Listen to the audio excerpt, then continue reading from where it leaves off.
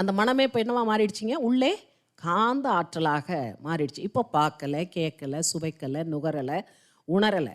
ஆனால் அப்படின்னு நம்ம நினச்சிக்குவோம். இதுவரைக்கும் பார்த்த, கேட்ட, சுவைத்த, நுகர்ந்த, உணர்ந்த அத்தனையும் உள்ள ஒரு பதிவு இருக்குல்ல. இப்போ நம்ம பார்க்கலை, கேட்கலை, சுவைக்கலை, நுகரலை, உணரலை இல்லையா? பூட்டி வைத்து பஞ்ச பொறி வழியே என்னை ஆட்டிவிப்பது ஏனோ அறியேன் பராபரமேங்கிறார் தாய்மானார்.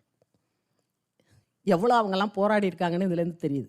என்ன பண்ணிட்ட, 5 என்ன பண்ணுது, 5 பூட்டு போட்ட மாதிரி இருக்குது. என்னை என்ன பண்ண முடியல, அதை மீறி என்னால் எதுவுமே பண்ண முடியல. அதோட கண்ட்ரோலில் தான் நான் இருக்கிறேன். என்னை வச்சு பூட்டி வச்சிருது. பார்க்கணுன்னா பார்த்துக்கிட்டே இருக்கிறது.